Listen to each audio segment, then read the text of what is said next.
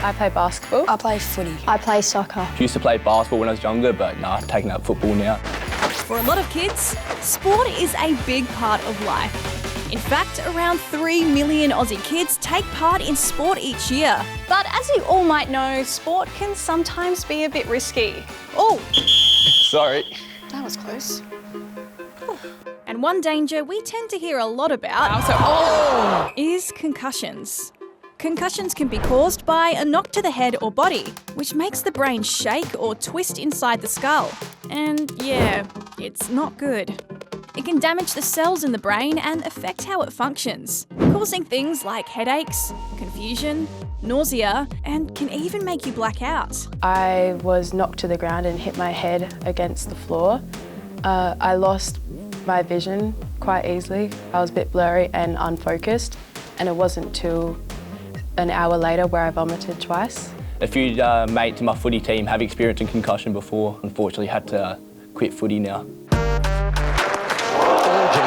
Even if you've never been concussed, you might have seen it happen to someone else. McNamara and Randall thump into each other. Contact sports like AFL and rugby have some of the highest rates of head injury of any contact sport in the world, which is not good because as well as the short-term dangers, the damage from multiple head knocks can add up. There is some growing evidence that we see in some retired professional athletes who have lots of concussions or lots of head knocks during their sporting career who are susceptible to having poor brain health, and particularly in the latter stages of their adult life.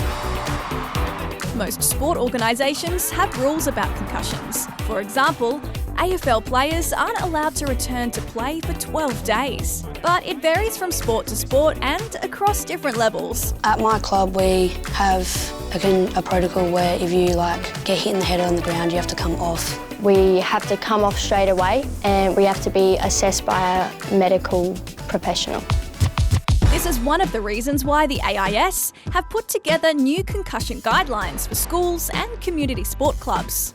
They're based on the most up-to-date research and reflect guidelines already in place in New Zealand and the UK. The guidelines say athletes should rest for 14 days after a concussion before returning to contact training, and 21 days before returning to competitive contact sport. They also say after a concussion, returning to school should take priority over returning to competitive contact sport, and that schools should appoint concussion officers that can make sure concussions are managed properly.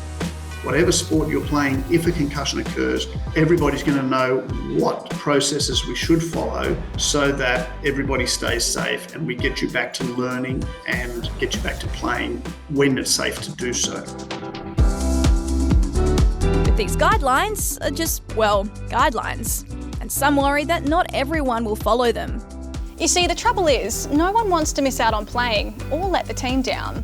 And that can lead to pressure from coaches, teammates, parents, and of course players themselves to keep playing despite the dangers. But experts say it's really important that we all put our health first, and they're hoping that these new guidelines will help make sport safer for everyone.